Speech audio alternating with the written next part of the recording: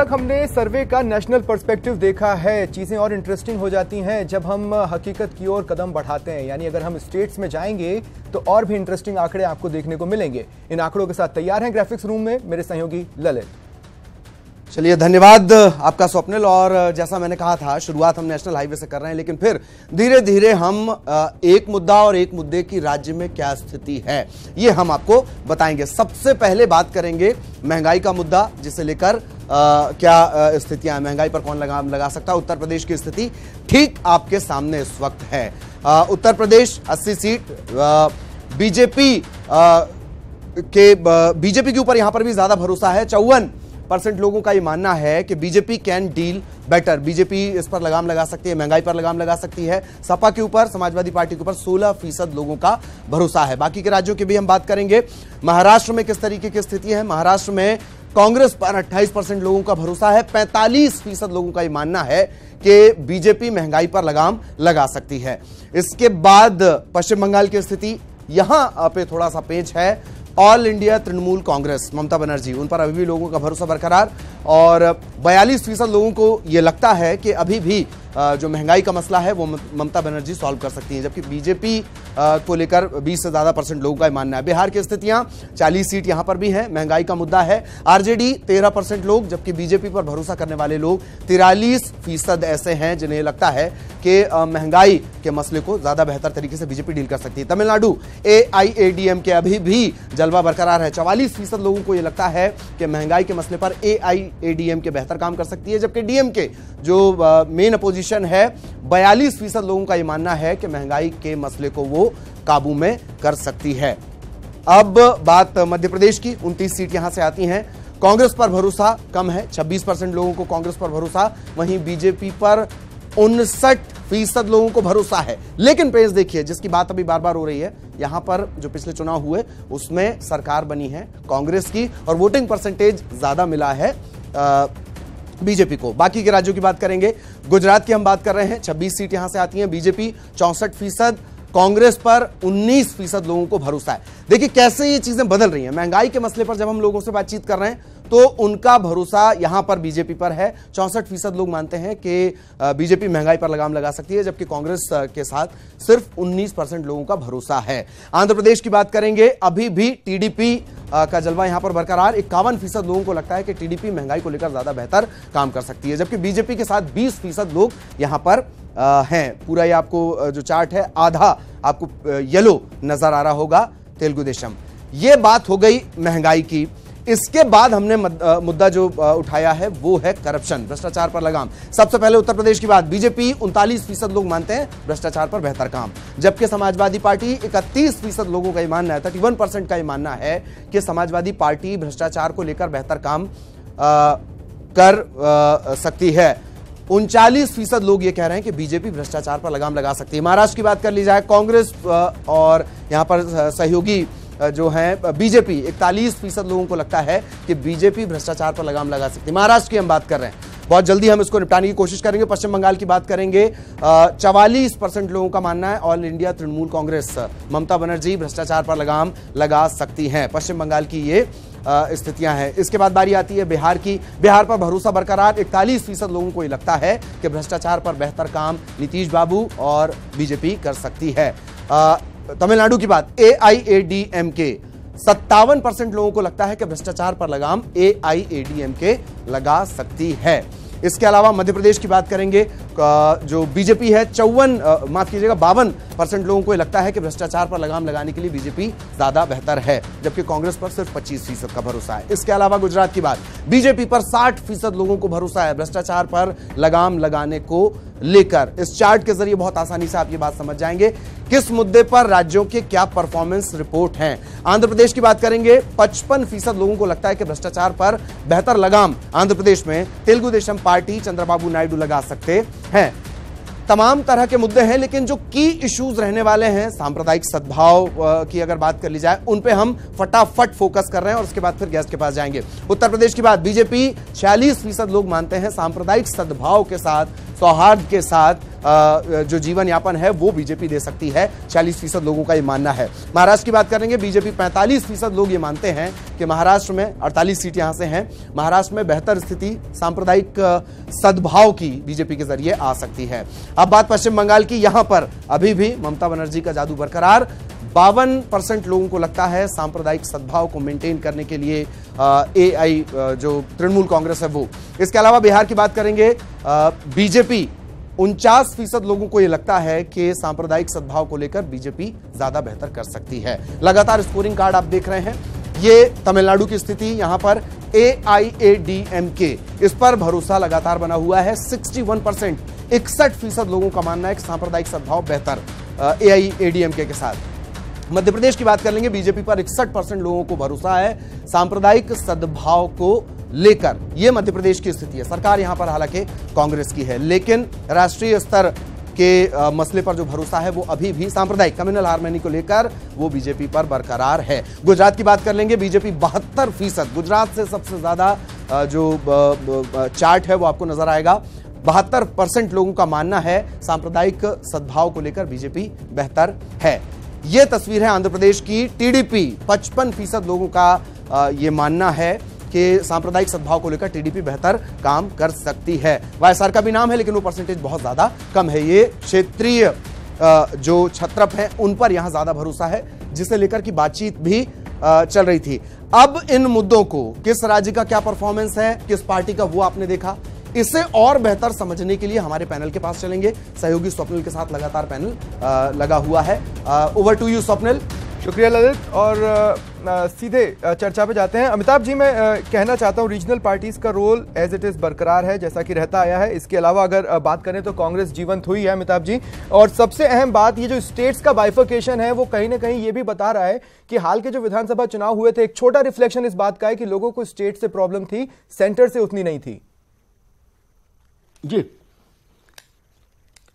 सुनील साजन हमारे साथ हैं, समाजवादी पार्टी के नेता हैं, प्रवक्ता हैं, MLC भी हैं उत्तर प्रदेश में। सुनील साजन, आपसे मैं ये एक थोड़ा हटके सवाल ये पूछना चाहता हूं। जो स्थिति पश्चिम बंगाल में ममता जी की है, दिख रही है इस सर्वे में, या जो स्थिति आंध्रा में चंद्रबाबू की दिख रही है, तेलंगाना में चंद्रशेखर राव की दिख रही है, उड़ीसा में नवीन पटनायक की दिख रही है, वो स्थिति उत्तर प्रदेश में आपकी नहीं दिख रही। रीजनल पार्टीज की स्थितियों को अगर हम सामने रखें,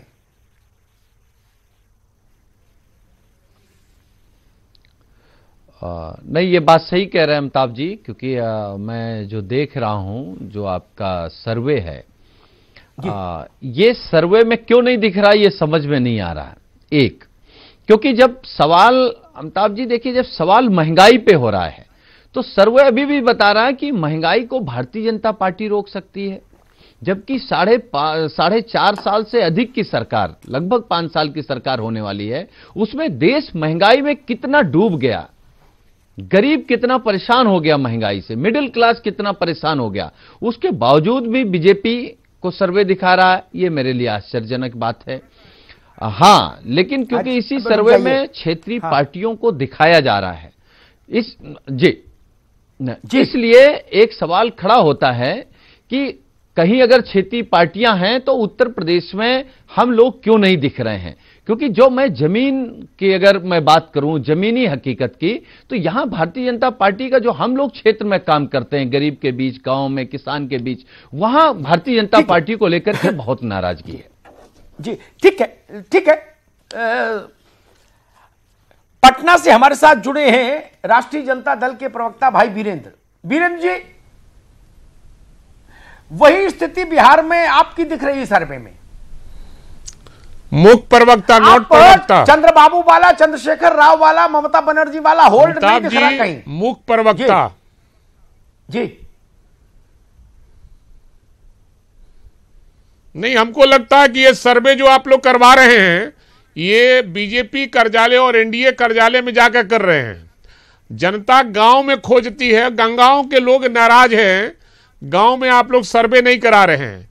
जो एनडीए के राज में लोग तबाही है, लोग महंगाई से त्रस्त हैं, गरीब गुरबा त्रस्त हैं, मिडिल क्लास के लोग त्रस्त हैं, और प्रशासन पर उतना ही अनकंट्रोल्ड है और राज जैसे तैसे चल रहा है एनडीए का, तो उसको अब सर्वे में कहीं ना कहीं लग रहा है कि ईवीएम में फिर छेड़छाड़ करने की साजिश रची जा रही है और पहले से प्लानिंग बनाया जा रहा है कि सर्वे में हम दिखावें ताकि लोग को समझ में आवे कि ईवीएम में छेड़छाड़ नहीं हुआ है।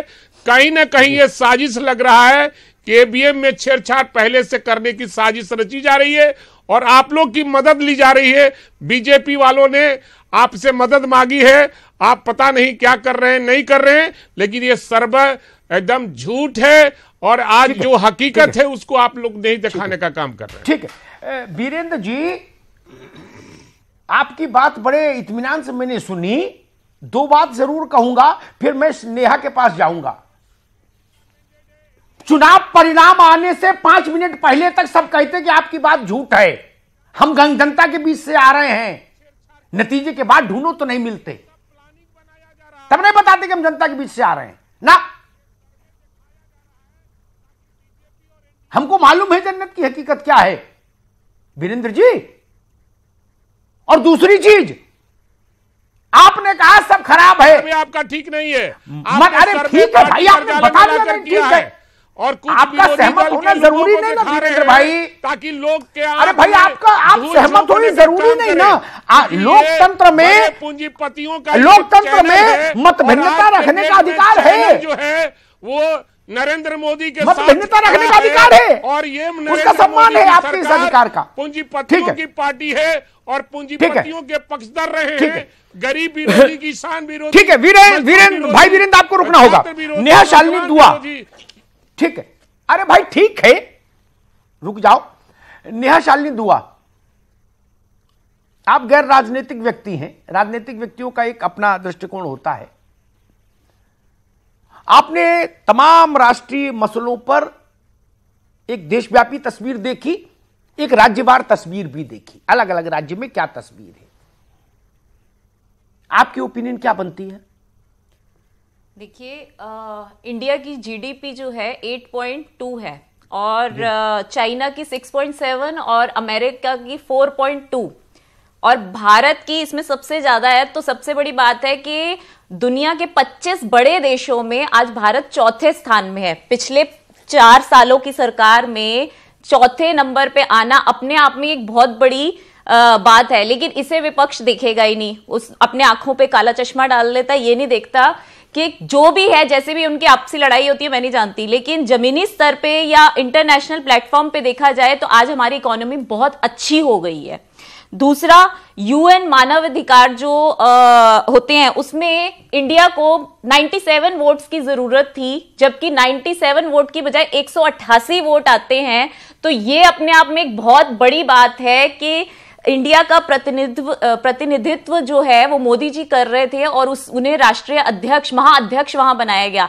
तो लोगों को जो है ये नजर ही नहीं आता कि हम इंटरनेशनल प्लेटफॉर्म पे इंडिया कितना राइज कर रहा है, कितना ऊपर जा रहा है, लेकिन विपक्ष सिर्फ यही कहता रहता है कि नहीं देश कुछ नहीं कर रहा, बाहर इंटरनेशनल ट्रेवल सिर्फ मोदी जी करके आते हैं, घूम के आते हैं। तो घूमने से जो हमारे भारत की छवि है, आज भारत में लोग निवेश क्यों करना चाहते हैं? क्योंकि भारत की छवि अच्छी बन रही है। उत्तर प्रदेश में लोग क्यों निवेश करना चाह रहे हैं, क्यों पूंजीपति वहां जा रहे हैं, क्यों? क्योंकि वहां की छवि अच्छी बन रही है। तो इस छवि को अगर काला चश्मा उतार के देखें तो दिखाई देगा, और अगर चश्मा ये पहन के देखेंगे तो नहीं दिखाई देगा। ठीक है। जफर इस्लाम भारतीय जनता पार्टी के प्रवक्ता है हमारे साथ। जफर इस्लाम, आपने सुनील सिंह साधन को सुना, आपने अखिलेश प्रताप सिंह जी को सुना होगा, आपने भाई वीरेंद्र जी को सुना।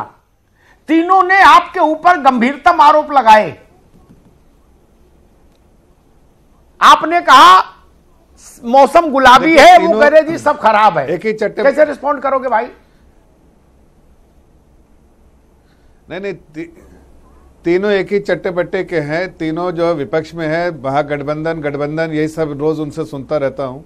हकीकत तो यह है कि तीनों की हालत जो है वो पहले ही खस्ता रही है। आप देखिए, समाजवादी पार्टी को 5 सीटें मिली थी उत्तर प्रदेश में, बसपा को 0 मिली थी, उनकी हालत खत्म। उनके वो 2017 में वैसे ही कमर टूट गई। अब इनके सपने जब ऐसे हैं, राहुल गांधी देखते हैं सपना के प्रधानमंत्री बनेंगे, बसपा के ये जो मुखिया हैं वो भी चाहती हैं कि प्रधानमंत्री बनेंगे, जफर, सपा भी चाहते हैं प्रधानमंत्री लेकिन बनेंगे। आपको तो साथ में ये भी इनको बोलना इसी चाहिए तरह कि की भाषा बोलनी 5 पड़ेगी। बाई इलेक्शन हुए यूपी में, उनके नतीजे अलग थे, ये भी बोलना चाहिए ना। फिर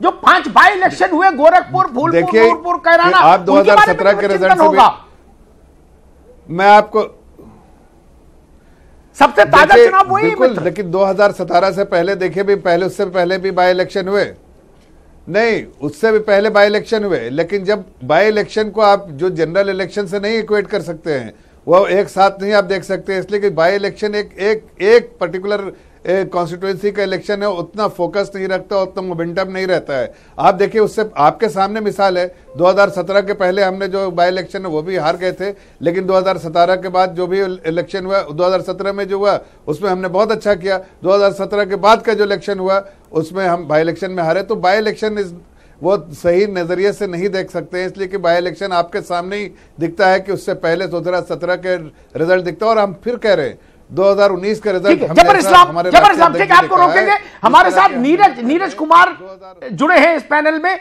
जनता दल यूनाइटेड के प्रवक्ता हैं।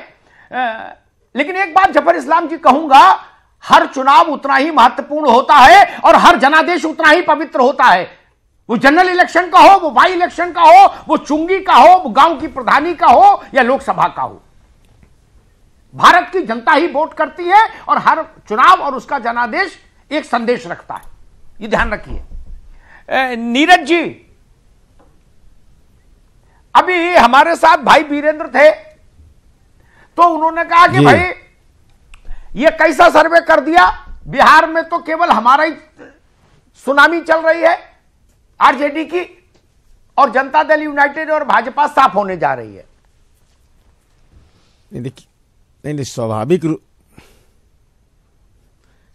स्वाभाविक रूप से मैं सुन रहा था इनकी बात को जी। भाई ये गांव 13 साल पहले का गांव बिहार का और आज का गांव, जनता तो यही देख रही है कि 13 साल पहले गांव में क्या बिजली आई थी, क्या सड़कें बनी थी, क्या विद्यालय बने थे, क्या बेटी साइकिल पर चढ़कर स्कूल जा रही थी। बिहार के अंदर सवाल एक ही है कि एक तरफ कैदी राज है, सजा याफ्ता कैदी राज के पक्षधर है लालू यादव, सजा याफ्ता कैदी नंबर 3351, राजवल्लभ यादव 10,000 कैदी number 10,518, Shahabuddin cell number 2 Tihar jail. दूसरा तरफ है माननीय नीतीश कुमार जी का राज। तो जनता को तय करना है कि कैदी राज रहेगा या कानून का राज रहेगा। और जनता अगर हमसे निराशा भी होगी तो उम्मीद भी हम ही से करती है, क्योंकि और आपने देखा होगा कि विकास दर के मामले में लगातार बिहार बढ़त कायम किए हुए है, राष्ट्रीय औसत के हम लगभग बराबर में रहते हैं। तो यह हमारे लिए महत्वपूर्ण विषय है। अब विपक्ष की तो को आलोचना का अधिकार है। पार्टी का राष्ट्रीय अध्यक्ष कह रहे थे कि हम लोग तो गांव के आदमी हैं, हम नब्ज को ज्यादा पहचान रहे हैं। जी,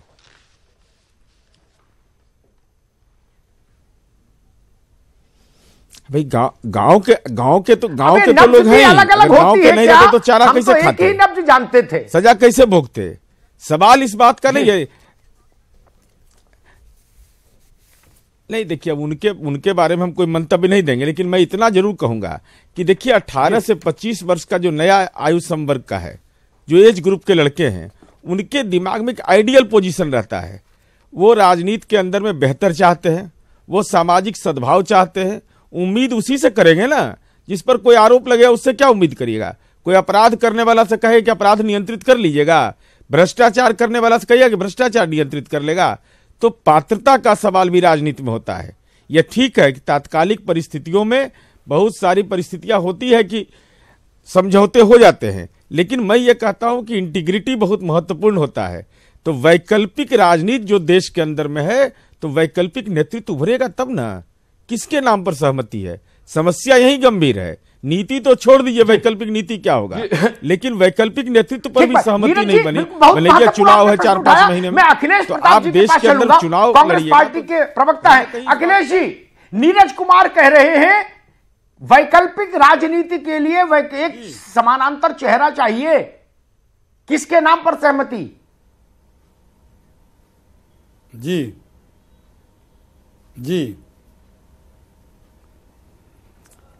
अब क्या करेंगे, कल तक तो खुद नीतीश जी प्रधानमंत्री के कद्दावर नेता और दावेदार थे और अचानक रातों रात पिछले कहार हो गए।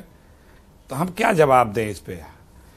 आपका सर्वे जो दिखा रहा है, अगर इसको और जो यहाँ बता रहे हैं और आपके सामाजिक एक्सपर्ट भी बता रही हैं, अगर मोदी जी और अमित शाह जी इसको देख रहे होंगे तो ये आज ही ऐलान कर देंगे कि हम अकेले लड़ेंगे। क्योंकि जो और लोग हैं मोदी जी के साथ, वो तो मोदी जी का साथ छोड़ रहे हैं, उनके अलायंस पार्टनर उनका साथ छोड़ रहे हैं, उनके सांसद चुनाव लड़ने से मना कर रहे हैं, उनका त्यागपत्र दे रहे हैं, सांसद उनकी सदस्यता से छोड़ रहे हैं, उनके मंत्री चुनाव लड़ने से मना कर रहे हैं, उनके और प्रदेशों में उनके पार्टनर जो है बड़े भयंकर भयंकर आरोप मोदी जी की सरकार और मोदी जी पे लगा रहे हैं। और सर्वे इतना अच्छा दिखा रहा है तो बीजेपी के लोगों का इससे हौसला बढ़ेगा, अकेले लड़ने का भी वो निर्णय कर सकते हैं, ऐसा इस सर्वे के हिसाब से लग रहा है।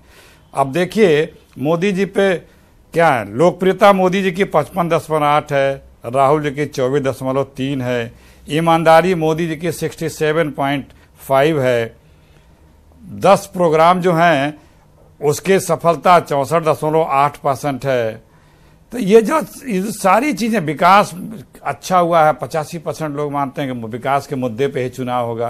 क्या हुआ भैया विकास पे?